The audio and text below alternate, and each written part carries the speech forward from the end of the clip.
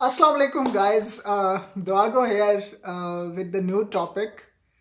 और ये टॉपिक हम एक्चुअली जो है वो पिछले टॉपिक्स हमारे जो थे वो थे about reading a spy novel, ठीक है। और उन टॉपिक्स में हमने डिस्कस क्या किया था। मैंने एक्चुअली एक नावल पढ़ा था पूरा, और वो था जी इब्ने सफ़ी का, ठीक है। तो आज हम इब्ने सफ़ी के नावल को तो हम डिस्कस नहीं करेंगे, ठीक है। इब्ने सफ़ी के नावल्स के लिए हम जो है वो पहला नावल तो मैं ऑलरेडी उसको कंप्लीट करके, तो उसके काफ़ी पार्ट्स हैं, वो आप देख सकते हैं। लेकिन अब ये है कि आज एक और टॉपिक जो है वो बड़ा एक अच्छा टॉपिक है, इनफरादी टॉपिक है। और यूँ समझ लें कि काफ़ी सारी जो हमारी ज़िंदगी में हम लोगों को जिन मुश्किलात का सामना करना पड़ता है, उन मुश्किलात की जो जड़ें हैं वो इस टॉपिक से स्टार्ट होती हैं। तो हमने जो है वो इन जड़ों के बारे में थोड़ा सा डिटेल से गुफ्तगू करनी है।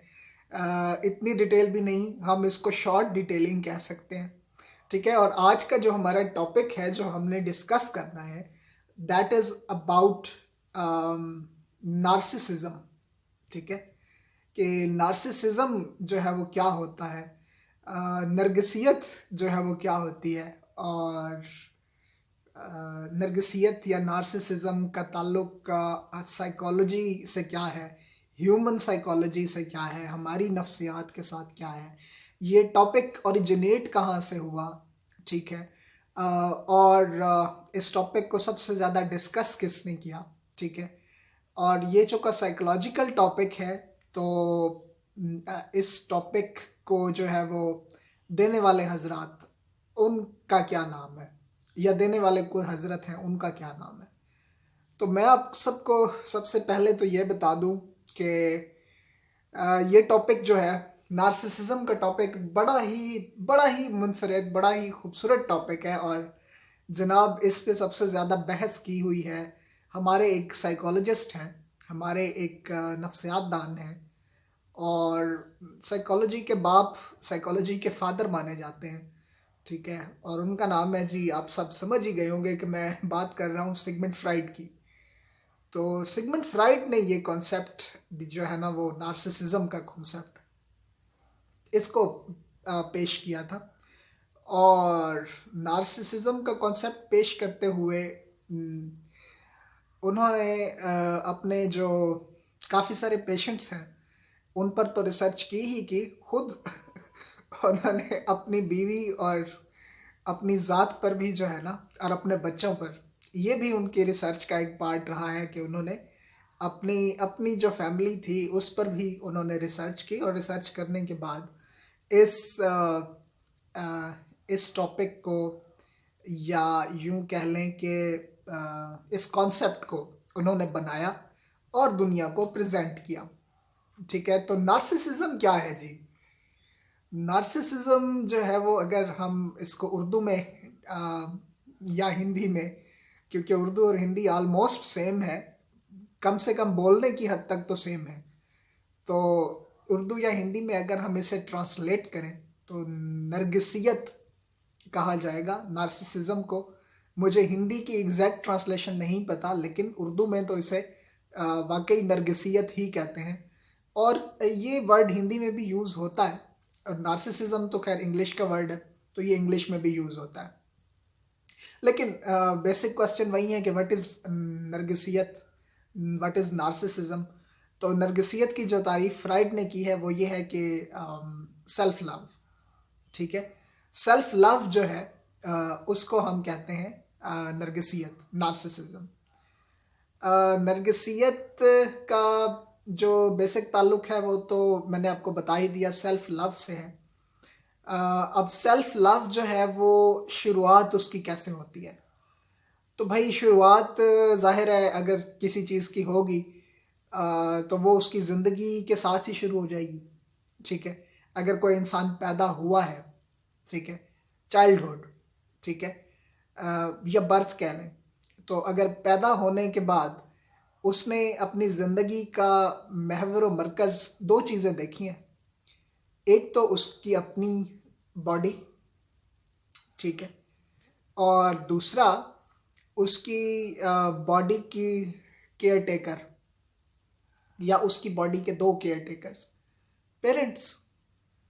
एक उसकी वालदा, एक उसकी माँ, एक उसकी मदर, ठीक है, और एक उसके फादर, एक उसका बाप, एक उसके पिता। तो माता और पिता यानी माँ और बाप एक्चुअली ये लोग ही, इन्हीं को वो अपनी ज़िंदगी का पिवटल पॉइंट मानता है, मरकज़ मानता है, ठीक है। और बच्चा जो है वो सारी चीज़ें अपनी मदर या अपने फादर से इमिटेट करता है। अब यहाँ पर मैं आपको बताता चलूँ कि मदर का रोल जो है दैट इज़ प्राइमरी रोल, ठीक है, और फादर का रोल जो है that is secondary role. But father के साथ इतनी एसोसिएशन नहीं होती चाइल्ड की, चाहे वो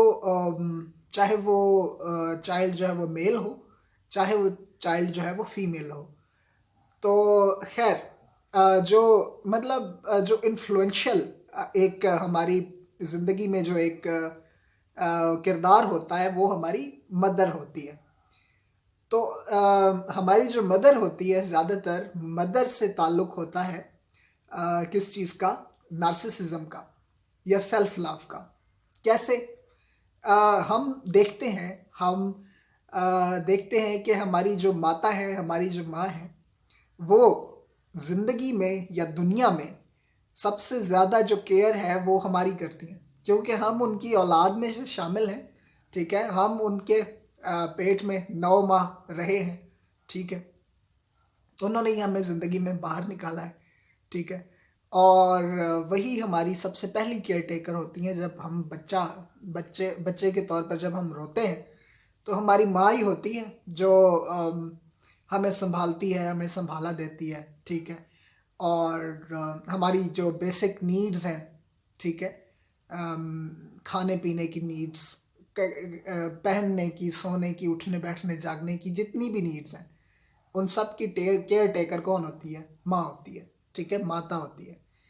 तो माँ जो है जब हमारा सारा बचपन जो है वो माँ को इस तरह देखते हुए गुजरता है कि माँ खुद तकलीफ़ें उठाकर हमारी केयर टेकिंग कर रही है, ठीक है। अब यहाँ पे दो चीज़ें हैं। एक तो हम अपने आप को इतना इम्पोर्टेंट मानना शुरू कर दें कि हमारी माँ है, हमारी माँ हमारे लिए हर चीज़ प्रोवाइड कर रही है, ठीक है। तो हम कोई बड़ी अहम हस्ती हैं, यानी हमारी जो माता है जो का वो इसलिए हमारी केयर टेकिंग कर रही है कि हम खुद बहुत एक अहम हस्ती हैं। This is from where the origin of the narcissism starts, self love, ठीक है। तो सेल्फ लव जो है वो यहीं से स्टार्ट होता है कि हमारी जो माँ है वो हमारी इतनी केयर टेकिंग कर रही हैं। तो वो क्यों कर रही हैं? वो इसलिए कर रही हैं क्योंकि हम खुद, हमारा जिस्म इतना कोई इम्पॉर्टेंट, कोई मुकद्दस चीज़ है, ठीक है, कोई बहुत सेक्रेड चीज़ है जिसकी केयर टेकिंग करना हर माँ पे फ़र्ज़ है, ठीक है। वैसे ही ये तो नेचर का एक वो है ना रूल कि माँ जो है वो बच्चे की केयर टेकिंग तो करती ही करती है। बट हम अगर इस रूल को एक ओवर रूल कर दें मतलब एक स्टेप आगे बढ़ा दें कि हमारी बॉडी इतनी इम्पॉर्टेंट है कि हमारी जो वालदा हैं वो हमारी केयर टेकिंग कर रही हैं, तो that concept will be narcissism, self love. तो इस कॉन्सेप्ट को कहते हैं नार्सिसिज्म, ठीक है। और नार्सिसिज्म का कॉन्सेप्ट यहाँ पे रुकता नहीं है। मैं आपको बताने लगा हूँ कि what is the associated feature of the narcissism. Narcissism का एसोसिएटेड फीचर क्या होता है? यहाँ पे एक दो और कॉन्सेप्ट्स इंपॉर्टेंट हैं। सबसे पहला कॉन्सेप्ट है जी सेल्फ रिफ्लेक्शन। अब सेल्फ रिफ्लेक्शन जो है वो, अगर मैं कहूँ कि इसको कहते हैं जी uncanny, the concept of uncanny, dualism. और इसको अगर मैं मज़ीद एक्सप्लेन करूँ तो फ्राइड के मीनिंग्स में, फ्राइड के जो कॉन्सेप्ट्स उन्होंने दिए हैं, उन कॉन्सेप्ट्स के अंदर अनकैनी का एक कॉन्सेप्ट है, और इसका मतलब है किसी भी चीज़ का दो हो जाना, किसी भी चीज़ का एक से दो हो जाना। फॉर एग्जाम्पल, मैं हूँ, मेरी माँ ने मेरी टेक केयर बहुत अच्छे से की है, ठीक है, और मुझे ये पता है कि मेरी बॉडी बहुत सैक्रड है और इसको मेरी माँ ने बड़ा संभाल के रखा है, ठीक है। तो मैं अपनी बॉडी को जब भी किसी शीशे में, किसी आईने में, ठीक है, किसी मिरर में देखूंगा तो मैं एक से दो हो जाऊंगा। यानी मैं अगर अपना रिफ्लेक्शन देखता हूं तो वो मैं मिरर के अंदर देखूंगा, ठीक है। तो मैं जब मिरर के अंदर अपना रिफ्लेक्शन देखता हूं तो मैं कहता हूं कि ये तो मैं हूं, और वो जो मिरर के अंदर नजर आ रहा है वो भी मैं ही हूं। तो मैं दो जगह पे पाया जाता हूं भाई, मैं तो बहुत इंपॉर्टेंट हूं, मैं तो बड़ा सैक्रड हूं, I can be found anywhere, ठीक है। उसके बाद अगर हम अपना वही अक्स, वही इमेज, वही फोटो, वही रिफ्लेक्शन इमेज की बजाय, सॉरी, मिरर की बजाय किसी और चीज़ में देख लें, फॉर एग्जांपल पानी में देख लें, वाटर में देख लें, तो पानी में भी अब हमारा अक्स है। तो इसका मतलब है कि हम इतने इम्पोर्टेंट हैं कि हमारे बनाने वाले ने हमें ऐसे हाथों में सौंपा है, माँ के हाथों में, ठीक है, जिसने हमें बहुत संभाल के रखा है, और इतना संभाल के रखा है कि हमारा जो मिरर है, हमारा जो रिफ्लेक्शन है, वो मिरर के अलावा भी किसी और चीज़ में आ रहा है, ठीक है। तो मिरर के अलावा अगर हमारा रिफ्लेक्शन बहुत सारी और चीज़ों में आए तो इसका मतलब है कि हम अपनी बॉडी को सैक्रेड फील करा रहे हैं, हम अपनी बॉडी को मुकद्दस चीज़ तस्वुर कर रहे हैं, ठीक है।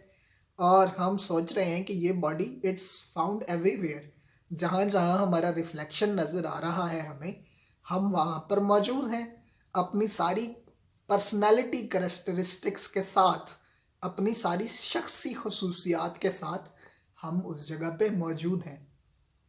जब ऐसी फीलिंग इंसान के बच्चे के जहन में पैदा होती है, 2 to 7 ईयर्स का जो चाइल्ड होता है, 7 to 8 ईयर्स, 11 ईयर्स तक मैक्सिमम जो चाइल्डहुड की जो नार्सिसिज्म है वो इतनी ही रहती है, तकरीबन 2 to 11 ईयर्स तक, ठीक है।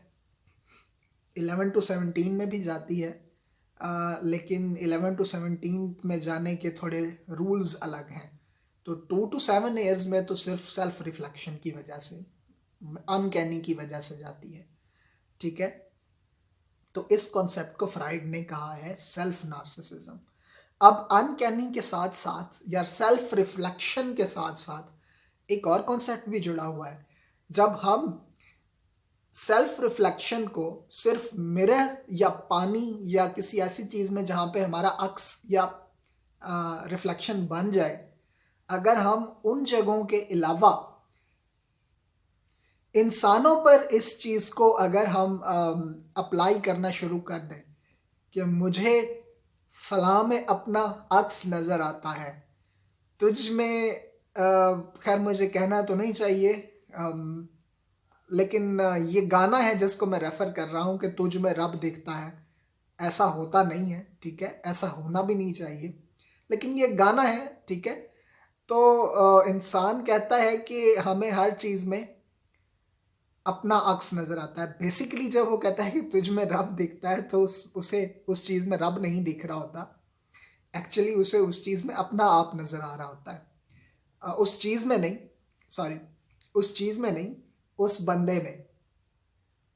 मिसाल के तौर पे आप बैठे हैं घर में और आप बच्चे हैं और आपकी माँ कहीं गई हुई है, ठीक है, और एक आपका कोई कज़न है जो आपके घर में आता है और आप उस कज़न से बड़ा लव करते हैं, ठीक है। तो आप उस कज़न से लव इसलिए करते हैं क्योंकि आपको कुछ चीज़ें उस कज़न के बारे में पता है, कि वो जो कज़न है वो आपके चचा का बेटा है, ठीक है, मिसाल के तौर पर एग्जांपल दे रहा हूँ, मामू का भी हो सकता है या चचा ताया फूफा, जो मतलब जो मर्जी हो, कज़न हो, ठीक है। आप जानते हैं कि वो आपका सगा कज़न है, ब्लड रिलेशन का कज़न है, ठीक है। और आप जानते हैं कि आपकी माँ या आपके बाप की तरफ से आपका जो ब्लड है वो ये कज़न शेयर कर रहा है। तो चौका, एक तो ब्लड शेयर करते हैं, दूसरा आपको ये भी पता है कि आपके कज़न में भी वैसी ही कुछ क्वालिटीज़ मौजूद हैं जो आपके अंदर मौजूद हैं, ठीक है। तो फिर क्या होगा, आप आपके अंदर जो क्वालिटीज़ हैं, आप उन क्वालिटीज़ को अपने कज़न के अंदर भी महसूस करेंगे, ठीक है। तो जब आप अपने कज़न के अंदर उन क्वालिटीज़ को देखेंगे तो वही क्वालिटीज़ जो आपके अंदर हैं वो उनमें से कुछ आपके कज़न के अंदर भी हैं। जैसे आपको गेमिंग पसंद है, आपके कज़न को भी गेमिंग पसंद है और आप दोनों मिल बैठकर गेम खेलते हैं, ठीक है। तो अगर आप दोनों मिल बैठकर गेम खेल रहे हैं और आपको और आपके कज़न दोनों को गेमिंग पसंद है, तो इसका मतलब है कि कोई क्वालिटी है जो आप दोनों को मिला रही है, एक दूसरे के साथ यूं बैठने पर मजबूर कर रही है, ठीक है। तो आप कहेंगे कि आप अपना सेल्फ रिफ्लेक्शन उस कज़न में देख रहे हैं, ठीक है। अब आपको ज़िंदगी में जो जो भी पर्सन मिलते हैं, ठीक है, चाइल्डहुड में मिलते हैं, एडल्टहुड में मिलते हैं। चाइल्डहुड में मिलते हैं तो वहाँ पर आपका सेल्फ लव पीक पर होता है, 11 ईयर्स तक, इन सम केसेस 19 ईयर्स तक, ठीक है। 11 ईयर्स तक इसलिए क्योंकि वो आपने अपनी माँ को देखा, आपने अपनी माँ को सारी चीज़ें रिपीट करते हुए देखा। आप चाहते हैं कि कोई ऐसा हो जिसके साथ हम भी जिसकी केयर टेकिंग करें, हम भी सारी चीज़ें रिपीट करें उसके साथ, हम भी अपना वो सेल्फ लव इफेक्शन जो हमारी माँ ने हमको दिया है हम किसी और को दें, ठीक है। तो हम जो दोस्त बनाते हैं, जो फ्रेंड्स बनाते हैं, उसकी वजह भी यही नार्सिसिज्म होती है, यही सेल्फ रिफ्लेक्शन अनकैनी होती है कि हम अपने दोस्त में सिमिलर क्वालिटीज़ कैरेक्टरिस्टिक्स ढूंढते हैं, फिर हम चाहते हैं कि हम उस दोस्त के साथ माँ की तरह पेश आएँ। जिस तरह हमारी माँ हमारे साथ पेश आई थी, हम भी उस दोस्त के साथ अपनी माँ की तरह पेश आएँ। और यहाँ पर रिलेशनशिप्स का भी आगाज़ होता है। यहाँ पे मैं उन रिलेशनशिप्स की बात कर रहा हूँ जो नॉर्मल कहीं समझे भी जाते हैं, बट हमारे यहाँ तो नॉर्मल नहीं है। मैं एक मुस्लिम कंट्री से बिलोंग करता हूँ, तो यहाँ भी बहरहाल वो रिलेशनशिप्स मौजूद हैं, लेकिन इतने नॉर्मल नहीं हैं, अभी नॉर्मलाइज्ड नहीं हुए, अभी लीगलाइज्ड भी नहीं हुए, ठीक है। तो वो नॉर्मल इसलिए नहीं है क्योंकि हमारे यहाँ वो अननेचुरल समझे जाते हैं। बाकी और कंट्रीज़ हैं दुनिया की जहाँ पर ये चीज़ नेचुरल है, बट स्पेसिफिकली मैं अपने इलाके की बात कर रहा हूँ कि हमारे पाकिस्तान में ये चीज़ें जो हैं वो अननेचुरल समझी जाती हैं, और हमारे जो रिलीजन है उसके हिसाब से भी ये चीज़ें अननेचुरल समझी जाती हैं, तो हम इस कॉन्सेप्ट में नहीं पढ़ते। लेकिन जो लोग अब मेरी वीडियो को देख रहे हैं, सुन रहे हैं, that what I am talking about, ठीक है, वो समझ रहे हैं, they understand that what I am trying to talk. और वो ये होगा कि ऐसा जो सेल्फ नार्सिसिज्म है वो आपको लेटेंट होमोसेक्सुअलिटी की तरफ भी लेकर जाता है, ठीक है। लेटेंट होमोसेक्सुअलिटी यही मतलब है कि जो कुछ जितनी टेक केयर आपकी माँ ने आपके साथ की, उतनी ही टेक केयर आप उस शख्स के साथ करें जिसको आप रिलेशनशिप के लिए चूज़ करते हैं। और वो आप इसलिए रिलेशनशिप में चूज़ करते हैं बिकॉज एक तो वो आपका क्या है, एक तो वो आपका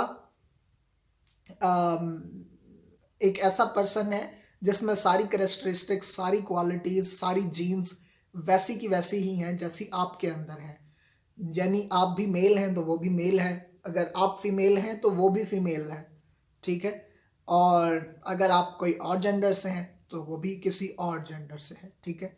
तो ऐसी चीज़ें हमारे अंदर माँ की वजह से आती हैं। तो thanks and salute to mom, ठीक है, कि वो ऐसी चीज़ें हमारे अंदर भर देती है।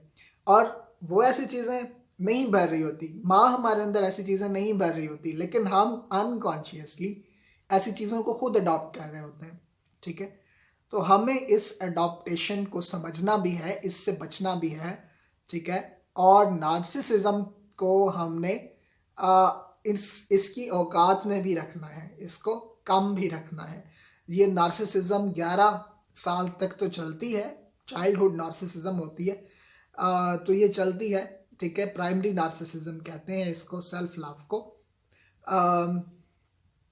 तो ये प्राइमरी नार्सिसिज्म है और इसमें ईगो सेंट्रिक होता है बंदा। ठीक है, ईगो सेंट्रिक का मतलब है कि बस मैं हूँ, मेरी बॉडी है, मेरी माँ है और मेरी केयर टेकिंग की जा रही है, तो मैं भी ऐसे ही बंदे तलाश करूँगा, ऐसा ही पार्टनर तलाश करूँगा जिसकी मैं खुद टेक केयर कर सकूँ। और इस चक्कर में वो होमोसेक्सुअलिटी की तरफ भी जाता है चाइल्डहुड से। ठीक है, तो this is primary narcissism. Now what is secondary narcissism?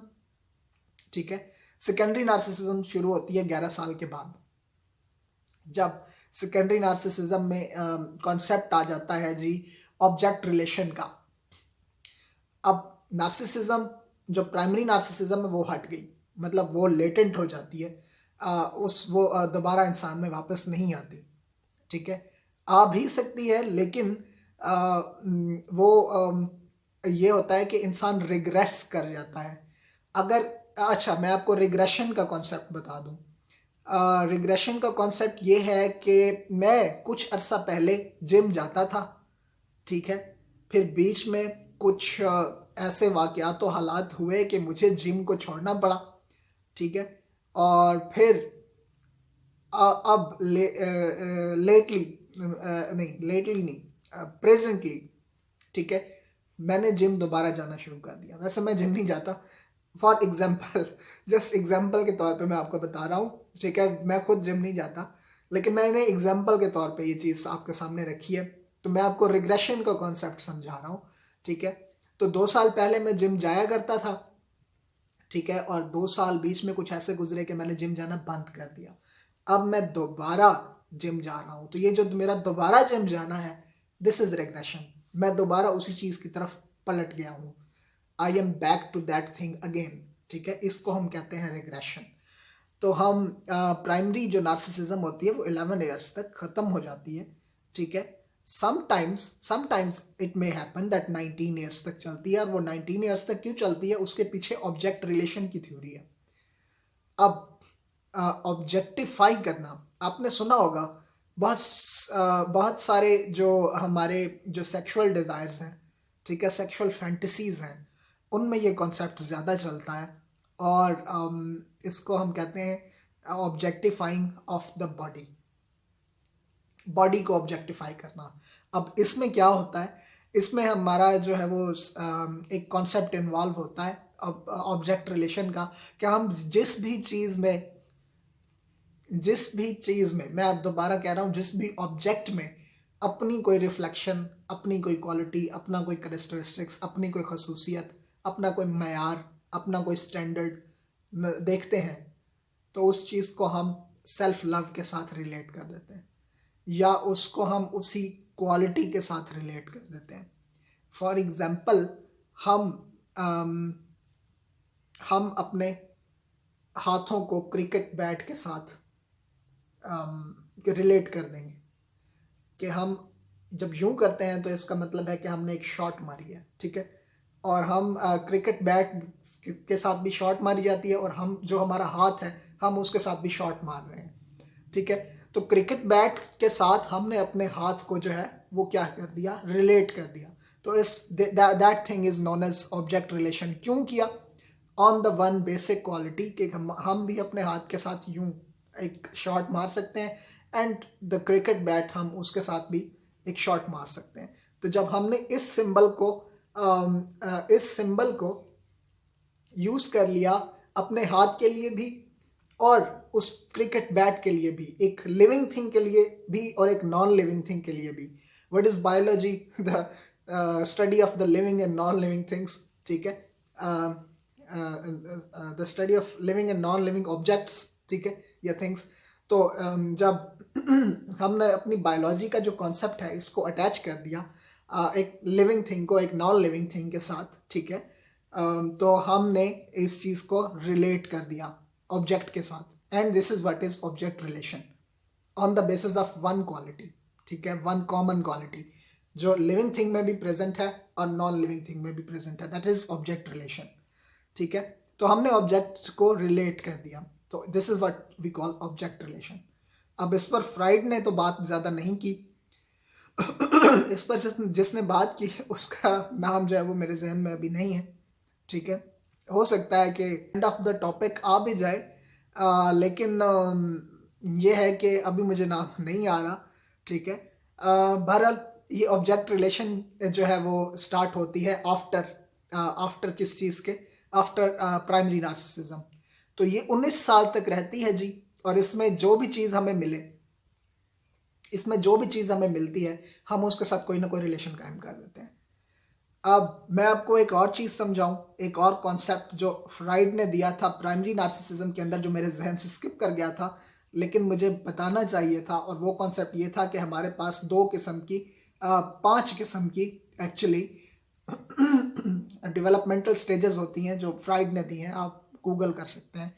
तो फ्राइड ने जो है वो जो 5 किस्म की डेवलपमेंटल स्टेजेस दी हैं, मैं बार बार दो क्यों कह रहा हूँ, दो इसलिए कह रहा हूँ कि मैं बोलना ही दो के बारे में चाह रहा हूँ। तो उसमें पहली है ऑरल स्टेज।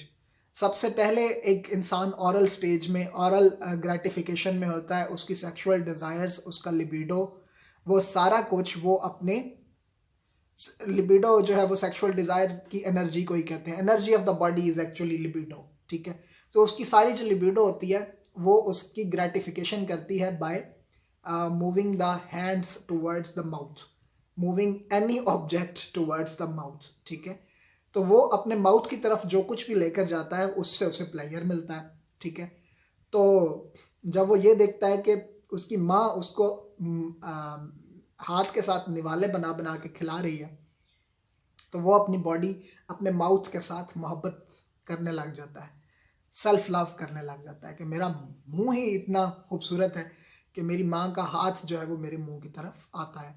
यही चीज़ हम अपने पार्टनर के साथ भी करते हैं कि हम उसको जब खाना खिलाते हैं तो उसके पीछे भी यही थ्योरी होती है नार्सिसिज्म की, प्राइमरी नार्सिसिज्म की, और ऑरल कॉन्सेप्ट की, और ऑरल डेवलपमेंटल स्टेज की, कि हमने भी अपनी ऑरल डेवलपमेंटल स्टेज में अपनी माँ के हाथ से खाना खाया है, तो हम अपने पार्टनर को भी ऑफर करते हैं कि आप भी हमारे हाथ से खाना खाएं।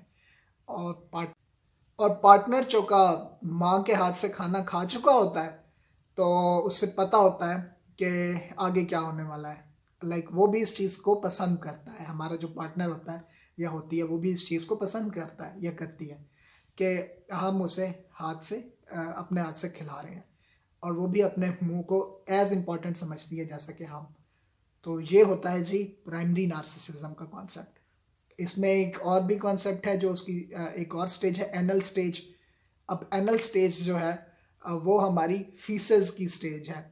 हम अपनी बॉडी से जो कुछ भी एक्सक्रीट करते हैं, ठीक है, हम अपनी बॉडी से जो कुछ भी गंद बला जो भी निकालते हैं वो हम एनल वे से निकालते हैं, एनस के थ्रू निकालते हैं, ठीक है।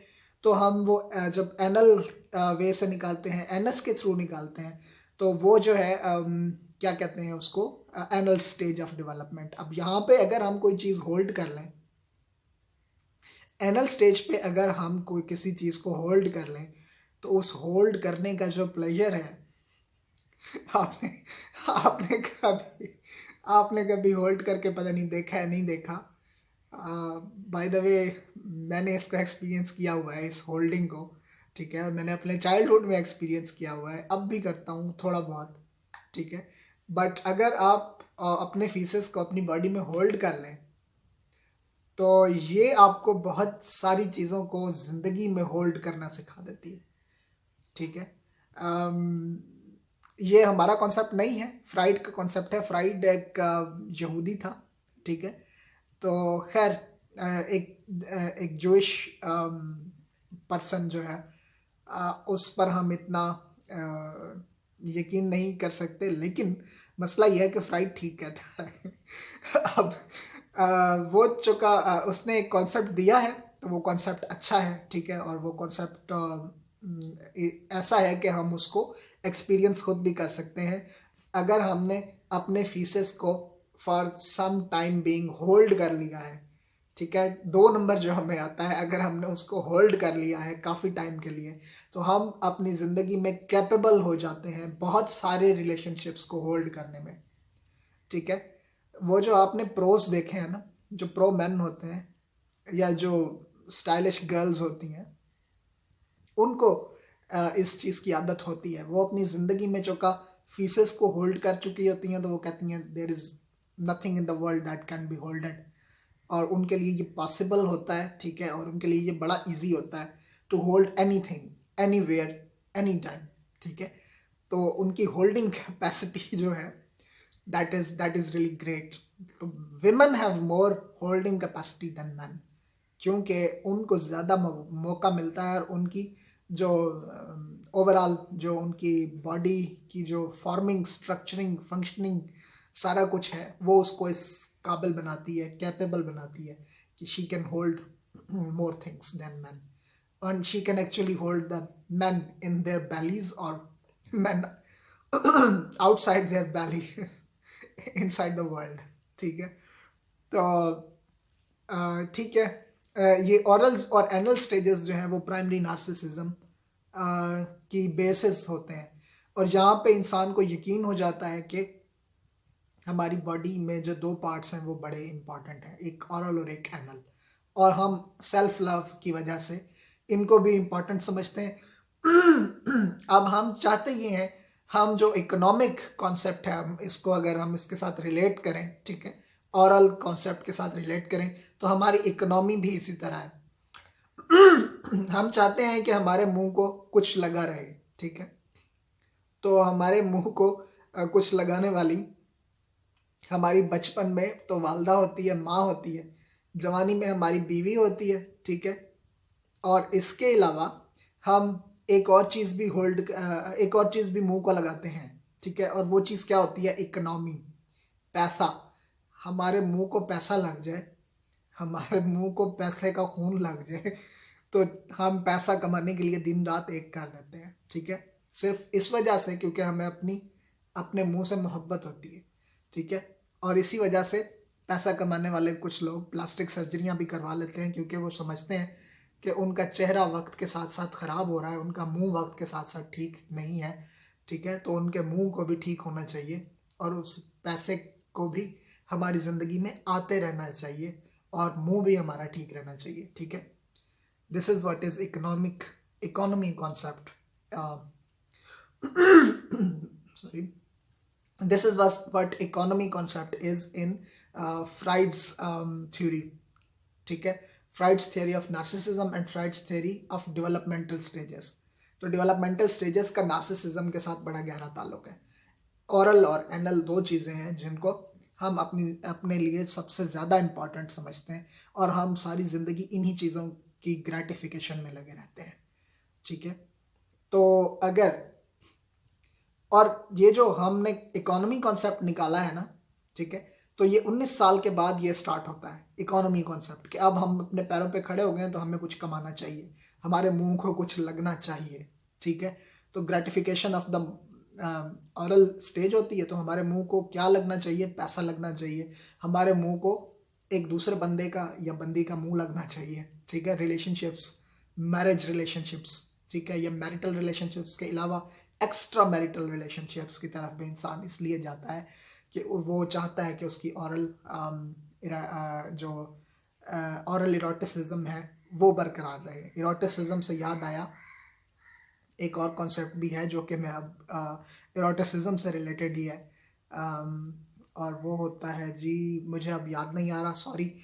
मैं इस पर और कमेंट नहीं करूँगा, बट मैं आ रहा हूँ प्राइमरी नार्सिसिज्म की तरफ। तो प्राइमरी नार्सिसिज्म में जो सेल्फ है ना, सेल्फ से हमारा बिलीफ हट जाता है। हम अब सिर्फ और सिर्फ हम अपने जो माउथ होता है हमारा, या जो हमारे फेस होता है, हम बस उसकी ग्रेटिफिकेशन में लगे रहते हैं, और हमारा जो बाकी जो क्या कहते हैं बाकी का जो हमारा फोकस होता है वो हमारी बॉडी सेल्फ से हटकर सोशल रिलेशंस की तरफ चला जाता है। ठीक है, सोशल रिलेशंस में ये होता है कि एक ऑक्यूपेशनल रिलेशनशिप कायम करना, अब एक इकोनॉमी की तरफ जाना, एक कोई चीज़ को अर्न करने की कोशिश करना। ठीक है, तो हम इन चीज़ों को जब अपनी चीज़ में, अपने सोशल सर्कल में हम अर्न करने की कोशिश करते हैं, एक स्टेटस अर्न करने की कोशिश करते हैं। ठीक है, तो that is what primary narcissism is. अब हमें अपनी ज़ात से ज़्यादा हमें अपने स्टेटस से प्यार हो जाता है, और इस सिलसिले में फैज़ अहमद फैज़ कहते हैं कि तुझसे भी दिल फरेब हैं गम रोज़गार के। ठीक है, रोज़गार हासिल करना जो है, वो इकोनॉमी को मजबूत करना जो है, वो इंसान का गोल बन जाता है, और वो सोशल रिलेशनशिप्स की तरफ, सोशल स्टेटस की तरफ ज़्यादा जाता है। लेकिन जो उसके पर्सनल रिलेशनशिप्स हैं, जैसे कि मैरिटल रिलेशनशिप या बीवी स्पाउस रिलेशनशिप, तो वो उनसे हट जाता है। ठीक है, तो this is what the concept of primary narcissism and secondary narcissism is. ये आप लोगों ने बताना है कि प्राइमरी नार्सिसिज्म अच्छा है या सेकेंडरी नार्सिसिज्म अच्छा है। हाँ, अगर प्राइमरी जो सेकेंडरी नहीं, जो प्राइमरी नार्सिसिज्म है ना, अगर वो दोबारा आपकी लाइफ में आ जाए आफ्टर 19 ईयर्स, 19 साल के बाद अगर प्राइमरी नार्सिसिज्म दोबारा आपकी लाइफ में आ जाता है और सेकेंडरी नार्सिसिज्म को हटा देता है, तो वो क्यों होता है? ऑब्जेक्ट रिलेशन के ख़त्म होने की वजह से। उसमें हमारा जो चीज़ों के साथ रिलेशन होता है, उस ऑब्जेक्ट का जो रिलेशनशिप का जो मीनिंग होता है, एक्चुअली रिलेशनशिप ख़त्म नहीं होता, ऑब्जेक्टिफिकेशन ऑफ द बॉडी, ठीक है, उसको हम अगर ज़्यादा कर दें, ठीक है, ऑब्जेक्टिफिकेशन ऑफ द बॉडी को इतना ज़्यादा कर दें कि हम जितनी मोहब्बत अपने सेल्फ से करते हैं उतने ही मोहब्बत हम दूसरी सेल्फ से करें, एक अपने रिफ्लेक्शन से करना स्टार्ट कर दें। ठीक है, जो हम आईने में देखते हैं तो हम अपने आप को प्यारे लगते हैं। ठीक है, तो हम किसी भी शख्स के अंदर अगर हम आईना देखें और उसको भी हम उतना ही प्यारा कंसिडर करना शुरू कर दें, ठीक है, और वो हमें पता हो कि हमें हासिल नहीं हो सकता। आई am talking about relationship breakups. ठीक है, हमें अगर वो इंसान हासिल नहीं हो सकता, ठीक है, जिसके लिए हम तमन्ना करते हैं और जिसके लिए हम सोचते हैं कि वो भी हम जैसा है, तो वो भी हमारे जिस्म जैसा है, हमें भी उसके जिस्म से उतना ही लव है जितना हमें अपने जिस्म के साथ है, और वो चीज़ हमें हासिल हो नहीं रही, वो बंदा हमें हासिल हो नहीं रहा। ठीक है, तो फिर वो उसको इमेजिनरी तौर पे इमेजिन कर लेता है कि जहाँ पे वो बैठा है उसके साथ ही, या उसके साथ ही दाएं तरफ बाएं तरफ कहीं भी वो बंदा बैठा है या वो बंदी बैठी है, जिसको वो सेल्फ लव के थ्रू समझता है कि उसमें भी वैसे ही सेल्फ है, उसमें भी वैसा ही लव है जो हमारे अंदर है, हमारी अपनी बॉडी के लिए है, उसकी बॉडी से भी हमें उतना ही लव है, और वो बंदा हमारे साथ बैठा है। ठीक है, तो जिन लोगों को आवाज़ें सुनाई देती हैं और साथ कोई नहीं होता, और जिन लोगों को, जो लोग बातें करते हैं दीवार की तरफ मुंह करके, जैसे उनके सामने कोई बैठा हो, ठीक है, अगर इंटेंशनली नहीं कर रहे और अनइंटेंशनली कर रहे हैं, ठीक है, गैर इरादी तौर पे कर रहे हैं, और वो आपको भी बताते हैं कि हमारे साथ ये बंदा बैठा है, ठीक है, और ये हमसे ये बातें कर रहा है, ठीक है, और आपको वो बंदा नज़र नहीं आ रहा जिससे ये साहब बातें कर रहे हैं, ठीक है, तो then you may say that the person who is talking to the other person by moving his face towards the wall, ठीक है, तो वो बंदा साइकोटिक है, वो बंदा साइकोटिक फीचर्स के साथ है। ठीक है, वो बंदा कोई सही से बात नहीं कर रहा, मतलब वो किसी ऐसी चीज़ से बात कर रहा है जो एग्जिस्ट ही नहीं करती। तो ऐसी चीज़ें सॉरी, ऐसी चीज़ें जो है इंसान को साइकोसिस की तरफ लेकर जाती हैं। This is not self love, this is extreme self love. ठीक है, और ये वापस आ सकता है 19 साल के बाद। इसकी इब्तदा तो प्राइमरी तौर पे वहीं से पड़ गई थी, प्राइमरी नार्सिसिज्म से ही पड़ गई थी, लेकिन जो क्या कहते हैं आगे 19 साल के बाद अगर ये चीज़ दोबारा उसकी लाइफ में आ रही है, तो फिर उसकी रीज़न यही है। उसकी रीज़न ये है कि हम जो है क्या करते हैं, अपने सेल्फ लव को ऑब्जेक्टिफाई कर देते हैं उसके सेल्फ लव के साथ। तो अपनी बॉडी लव को ऑब्जेक्टिफाई कर देते हैं उसकी बॉडी लव के साथ, ठीक है। और हम जो का वो हमें मिल नहीं रहा होता, वो कहीं और शादी करके चला गया होता है या चली गई होती है, ठीक है, ब्रेकअप्स हो गए होते हैं। तो उसके बाद हम उसकी यादों के सहारे, ठीक है, अगर यादों के सहारे हम उससे टॉकिंग करना शुरू कर दें, दैट विल बी, क्या होगा, उसको हम कहते हैं साइकोटिक फीचर्स, ठीक है। और ये चीज़ समटाइम्स नॉर्मल होती है, ठीक है, कि बस वो बातें करता है और किसी और अपने बाकी सारे काम भी करता है। या फिर ये एबनॉर्मल हो जाती है, इंटेंसली एबनॉर्मल हो जाती है कि वो सिर्फ बातें ही नहीं करता, उसके साथ लड़ता झगड़ता भी है और उस पर चीज़ें उठा के मारना भी शुरू कर देता है। तो वो घर की चीज़ों को अगर उठा के मारना शुरू कर दे दीवार के ऊपर, ये समझते हुए कि दीवार पर वो बंदी या बंदा बैठा है, ठीक है, तो फिर इसका मतलब है कि वो सीवियर साइकोसिस का पेशेंट है और उसको हॉस्पिटलाइजेशन ज़रूरी है। This is all about narcissism, ठीक है। अल्लाह हमें या हमारा जो भी गॉड है वो हमें सेल्फ नार्सिसिज्म के से बचाए, हमें हमारी जो नार्सिसिज्म का लेवल है उसको नॉर्मलाइज कर दे, ठीक है। तो मैं तो दुआ गो हूँ, तो मैंने तो यही दुआ करनी है, बाकी आप अपने हिसाब से जो भी दुआ करना चाहें कर लें। दिस इज़ मी दुआ गो साइनिंग ऑफ। एक चीज़ और, मेरा चैनल सब्सक्राइब करें तो मैं आपका भी चैनल सब्सक्राइब करूँगा, मेरी वीडियो आप देखेंगे तो मैं आपकी भी वीडियो देखूँगा, और कोलैबोरेशन कोई करना चाहे तो मोस्ट वेलकम, ठीक है। So goodbye for now, मिलते हैं अगली वीडियो में गाइस।